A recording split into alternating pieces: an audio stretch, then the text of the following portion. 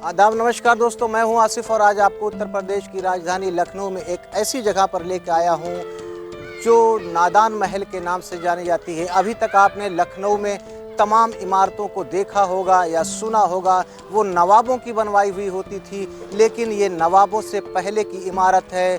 ये एक ऐसी जगह है जो धार्मिक आस्था से भी जुड़ी हुई है। आज हम आपको उस इमारत और उन सब चीज़ों को बताएंगे, दिखाएंगे, एक्सप्लोर करेंगे और उसके इतिहास से भी आपको रूबरू कराएंगे। हमारे सामने अगर देखिए तो एक मकबरा नज़र आ रहा है और उसके बगल में एक इमारत आपको नज़र आ रही है। अगर हम अपनी निगाहों को इस तरफ लेके जाएंगे, एक मस्जिद नज़र आ रही है और मस्जिद के पीछे एक मकबरा और नज़र आ रहा है। जब आप यहाँ पर आएंगे तो यहाँ पर 3 इस तरह की संरचनाएं नज़र आएंगी। हम पास चलते हैं और इसके इतिहास और इसकी वास्तुकला को जानने और समझने की कोशिश करते हैं। ये किसका मकबरा है और किसने बनवाया था।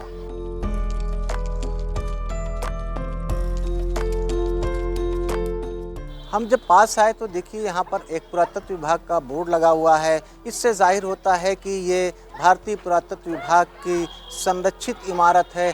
अब हम इस मकबरे की वास्तुकला को देखें तो देखें, एक ऊंचे चबूतरे, एक प्लेटफार्म के ऊपर ये मकबरा बना हुआ है। अगर सामने आप देखें तो इसके जो पिलर्स हैं वो अष्टकोणी नज़र आ रहे हैं। हालांकि यहाँ का काफ़ी हिस्सा जो अब ख़राब हो चुका है, घिस गया है। अगर हम इस तरफ दिखाएं तो यहाँ पर जो नक्काशी देखिए तो कितनी शानदार बनी हुई है। पत्थरों के ऊपर ये आकृति को उकेरा गया है। हम इधर चलते हैं। आप इस मकबरे की बनावट को देखिए तो आपको ये अकबर के बनाए महल को देखेंगे तो वहाँ पर इसी तरह की वास्तुकला नज़र आएगी। देखिए, अगर आप गौर से इसके पिलर्स और उसके ऊपर जो लिंटर और डॉट लगाया गया है वो बिल्कुल उसी तरह का है जैसे कि अकबर के महल में फतेहपुर सीकरी में नज़र आएगा। अगर आप ऊपर का गुंबद देखें तो ये लोधी वंश जैसा नज़र आता है, क्योंकि उस समय लोधी वंश में इसी तरह के गुंबद बनाए जाते थे और पत्थरों का इस्तेमाल किया जाता था। और नीचे जो आप देखेंगे, हालांकि वो टाइल्स अब ख़त्म हो गई हैं, जगह जगह पे नीली और पीली टाइल्स नज़र आ रही हैं। ये भी उस समय लोधी वंश के शासकों के बनवाए मकबरे में इस्तेमाल किया जाता था। वैसा ही यहाँ पर है। मकबरे के और पास चलते हैं। ईंट और पत्थर का बहुत ज़्यादा इस्तेमाल किया गया है। सामने आपको जो दरवाज़ा नज़र आ रहा है, हालांकि वो दरवाज़ा बंद है, लेकिन आप देखें उसका भी सपोर्ट ये पत्थरों का किया गया है। यहाँ पर भी पत्थरों का इस्तेमाल किया गया है। अगर आप ऊपर देखें तो यहाँ पर बेहतरीन पत्थर की जाली बनाई गई है जिससे कि मकबरे के अंदर रोशनी और हवा जा सके। उसके नीचे देखें तो पत्थर पे कितनी शानदार नक्काशी को उकेरा गया है। इन जालियों के बगल में आप देखें तो पत्थर के ऊपर कितनी शानदार नक्काशी को उकेरा गया है। ये दीवार के अंदर पिलर है और उसके बाद ये नक्काशी है। इधर देखें तो उस वक्त रोशनी का इंतज़ाम कुछ नहीं हुआ करता था, तो मकबरे में रोशनी रहे उसके लिए ये जगह बनाई जाती थी। इसी तरह मकबरे के दोनों तरफ आप दरवाजे के देखेंगे चिराग रखने के लिए जगह बनाई जाती थी। इसकी छत की बनावट पत्थरों की है और सीधी सीधी सपाट है। वहीं पर अगर बाहर की तरफ देखें तो पत्थरों की ढालदार यहाँ पर डिज़ाइन की गई है जिससे कि पानी यहाँ पर रुक न सके। ये मकबरा पूरी तरह से चौकोर है, एक गलियारा जैसा नज़र आ रहा है। और यहाँ पर आपको मैं दिखाना चाहूँगा, मकबरे में हवा और रोशनी जाने के लिए पूरा माकूल इंतज़ाम किया गया था। ये पत्थर है और जाली बनाई गई थी जिसके माध्यम से हवा और रोशनी जा सके। अगर आप इसकी बनावट को देखें तो कितनी शानदार और बारीकी से बनाया गया है। आप इसको गौर से देखते हैं जिससे कि अंदर हवा जा सके और रोशनी। यहाँ पर भी देखें तो ये एक ज्योमेट्री डिज़ाइन आपको नज़र आएगी।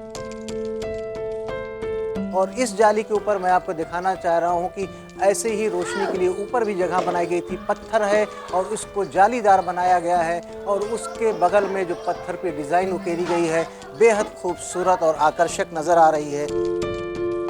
चारों तरफ से मकबरे की एक ही डिज़ाइन और एक ही वास्तुकला नज़र आएगी आपको।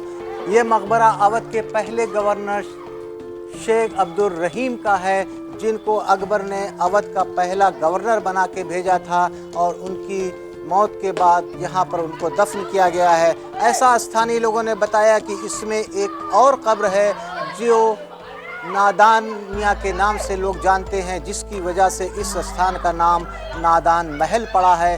वो इस मकबरे के अंदर 2 कब्र है, ऐसा स्थानीय लोगों ने बताया। लेकिन मुख्य मार्ग बंद है, दरवाजे पे ताला लगा है, जिससे कि हम अंदर नहीं जा सकते हैं। इस कैंपस के अंदर आपको तमाम पक्की कब्रें नज़र आएंगी। अगर आप अपनी निगाहों को सामने लेके जाएं तो एक चबूतरे के ऊपर करीब 9 कब्र बनी हुई है, आप देख सकते हैं। ये भी शेख अब्दुल रहीम के वंशजों की कब्र है, ऐसी बताई जाती है। एक कब्र यहाँ पर भी है,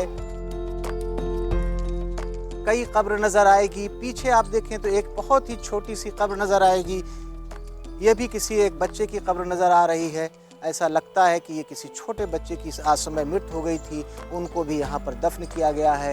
एक तरह से ये आप इसको सिमेट्री कह सकते हैं, कब्रिस्तान भी कह सकते हैं। और ऐसी परंपरा थी कि किसी भी बादशाह या कोई गवर्नर या सूबेदार होता था, जहाँ पे वो दफन होता था तो उसके वंशज भी वहीं पर दफन होते थे। यहाँ पर भी देखेंगे आपको छोटी बड़ी कई कब्र नज़र आएगी। सामने की आपको इमारत दिखाएं, इसको 16 खंबा कहा जाता है। हम इसके पास चलेंगे, लेकिन उससे पहले हम आपको इसकी बनावट दिखाएं। ये भी एक ऊंचे प्लेटफार्म पे बना हुआ है। ये एक आयताकार प्लेटफार्म है और पत्थर का बना हुआ है। अगर इसकी आप बनावट को देखें और इसकी नक्काशी देखें, वाकई बेमिसाल नज़र आएगा। पत्थर के ऊपर फूल की आकृति को कितने खूबसूरती से सलीके से उकेरा गया है, जो देखते ही बनता है। यहाँ पर भी देखें तो एक पत्थर की डिज़ाइन बनाई गई है, बेल की आकृति को पत्थर के ऊपर उकेरा गया है। और यहाँ जो अगर देखें तो एक कंगूरे जैसी डिज़ाइन पत्थर की बनाई गई है। इस पर जाने के लिए पत्थर की सीढ़ियाँ हैं। यहाँ पर भी चूने का इस्तेमाल हुआ है और ईंटों का इस्तेमाल हुआ है। कहीं कहीं पे ईंटें नज़र आएंगी। सामने आपको मैं दिखाऊं तो यहाँ पर छोटी बड़ी मिलाकर 5 कब्रें नज़र आ रही हैं। ऐसा कहा जाता है कि ये शेख अब्दुल रहीम के बहुत ही करीबी लोगों की थी, जिसको यहाँ पर दफन किया गया है। अगर आप देखें तो यहाँ पर भी आपको वही डिज़ाइन और वास्तुकला नज़र आएगी।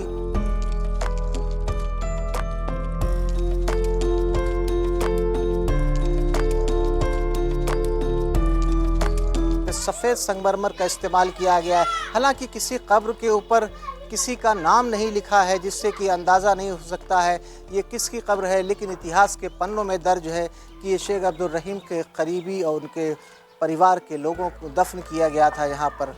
ऊपर का हम आपको नज़ारा दिखाना चाहें तो देखिए कितना शानदार और बारीक डिज़ाइन उकेरी गई है। यहाँ की भी वास्तुशिल्प आपको बेहद खूबसूरत नज़र आएगी। अगर आप इसकी छत को देखें तो कितनी शानदार पत्ती, बेल और फूलों को पत्थर के ऊपर उकेर के इसकी छत बनाई गई है। ये छत भी पत्थर की है। इसी कैंपस में एक और मकबरा है जो शेख इब्राहिम चिश्ती का मकबरा कहलाता है। ऐसा कहा जाता है कि अजमेर में ख्वाजा मैनुद्दीन चिश्ती के ख़ानदान के थे और सबसे पहले वो यहाँ पर आए थे और उनका मकबरा बना था। उस मकबरे को भी हम आपको दिखाते हैं और उसके इतिहास और उसकी वास्तुकला से भी रूबरू कराते हैं। तो चलते हैं।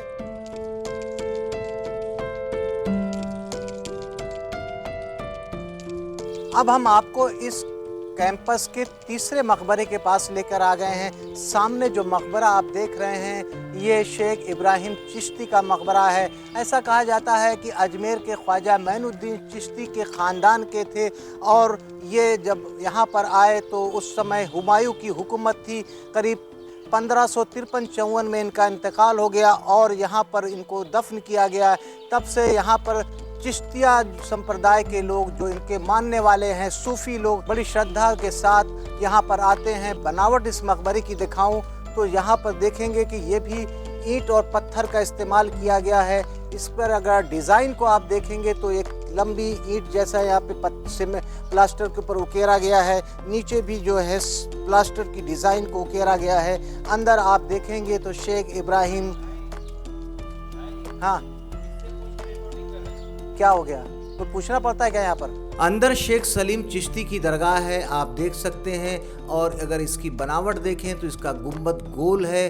हालांकि जब हम वीडियो शूट कर रहे थे तो यहाँ के इमाम ने हमको वीडियो बनाने से रोका और कहा कि ये धार्मिक स्थान है, इसकी परमिशन लेना चाहिए, जबकि कहीं ऐसी कोई नोटिस बोर्ड नहीं लगा था कि यहाँ पर वीडियो बनाना मना है। हमने यहाँ पर वीडियो बनाना बंद कर दिया। कोशिश थी कि हम शेख इब्राहिम चिश्ती की दरगाह आप तक लोग पहुँचाएँ, जो अनजान है, काफ़ी लोग नहीं जानते हैं, नादान महल के बारे में लोग नहीं जानते हैं, लेकिन यहाँ पर हमको वीडियो बनाने से रोका गया। खैर, ये इनका अपना इंतज़ाम है।